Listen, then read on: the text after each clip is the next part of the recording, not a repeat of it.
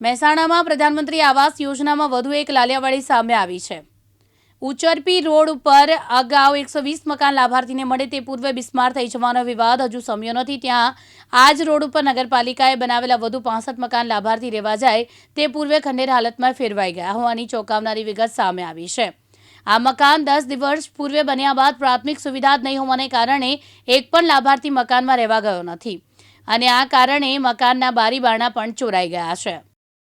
ગરીબી રેખા નીચે જીવતા પરિવારનું ઘરનું ઘર સ્વપ્ન પૂર્ણ થાય તે માટે કેન્દ્ર સરકાર દ્વારા પ્રધાનમંત્રી આવાસ યોજના કાર્યરત કરવામાં આવી છે।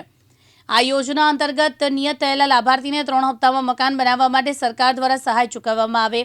આ સહાય મળ્યા બાદ લાભાર્થી પોતે મેળે અથવા તો કોન્ટ્રાક્ટર મારફતે આવાસ બનાવી શકે છે। પણ આવાસ ત્યારે સાચા અર્થમાં રહેણાંક લાયક બની શકે જ્યારે આવાસ બન્યા હોય ત્યારે પ્રાથમિક સુવિધા ઉપલબ્ધ હોય, પીવાનું પાણી, વીજળી અને અન્ય યોગ્ય રસ્તા સુવિધા ઉપલબ્ધ હોય તો મકાનોમાં લોકો વસવાટ કરી શકે। પણ મહેસાણામાં ઉચરપી રોડ ઉપર સરકારી યોજના અંતર્ગત મકાન તો બનાવી દીધા પણ પાયાની સુવિધા આપવામાં તંત્ર ઊણું ઉતર્યું છે। આ જે કારણે લાભાર્થીને આવાસ ફાળવવામાં આવ્યું તે લાભાર્થી આવાસમાં રહેવા માટે ગયા જ નથી। આ કારણે ઉચરપી રોડ ઉપર 65 મકાન ખંડેર હાલતમાં ફેરવાઈ ગયા। આ મકાનનો કોઈ રણીધણી નહીં હોવાને કારણે લોકો રાત્રિ દરમિયાન મકાનની બારી બારણા પણ લોકો ચોરી ગયા તો મકાનના બચ્યા છે તે મકાનના દરવાજા ઉદયથી સડી ગયા છે। આ સ્થિતિમાં મહેસાણામાં ગરીબોના ઘરનું યોજના કાગળ ઉપર રહી હોય તેવો ઘાટ સર્જાયો છે।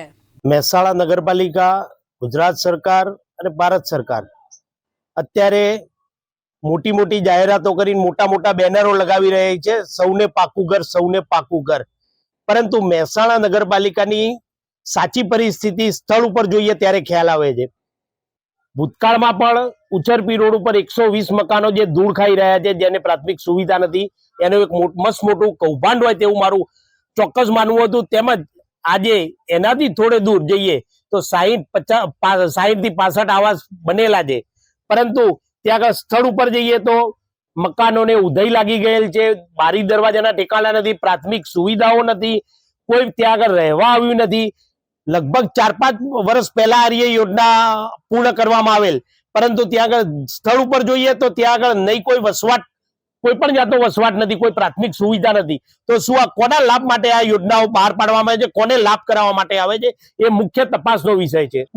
મોટાભાગના મકાન સફાઈ કામદારના છે। સફાઈ કામદાર આ જે યોજના છે એમાં લાભાર્થીએ પોતે મકાન બનાવવાના હોય છે। બધા સફાઈ કામદાર જે પણ આમાં હતા એમણે ભેગા થઈ અને એક કોન્ટ્રાક્ટરને આ કામ સોંપેલું હતું। કામ થઈ ગયા બાદ થોડુંક કામ 80% કામ થઈ ગયા પછી અમુક સફાઈ કામદારોએ એવું કહ્યું કે ભાઈ અમારે મકાનો નથી જોઈતા અને એમના જે પણ હપ્તા મળતા હતા તે પણ એમણે પેમેન્ટ કરવાનું બંધ કર્યું। એટલે અત્યારે મકાનો બની ગયા છે, માત્ર બારી બારણા અને થોડું ઘણું પ્લાસ્ટરનું કામ બાકી છે। પણ જે લાભાર્થીઓ દ્વારા પૈસા ન ચૂકવાતા આ મકાનો પૂરા નથી થઈ શકેલા। એવા 5 જ સફાઈ કામદારો છે જેમને રૂબરૂ મળી અને કોન્ટ્રાક્ટર સાથે બેસાડી અને એનો નિકાલ કરવામાં આવશે। સર, 5ના કારણે 65 મકાન સળે એ કેટલે યોગ્ય છે? એ યોગ્ય નથી, પણ હવે 5એ અંદરથી જ સમજૂતી કરેલી હતી અને તેમણે જ સૌએ નક્કી કરીને આ કોન્ટ્રાક્ટરને કામ સોંપેલું હોય। જ્યારે તમે કોન્ટ્રાક્ટરને કામ સોંપેલું હોય, કોન્ટ્રાક્ટર કામ પૂરું કરી દે 80% અને પછી પેમેન્ટ માટે થોડાક પ્રશ્નો થાય તો એ પણ યોગ્ય નથી।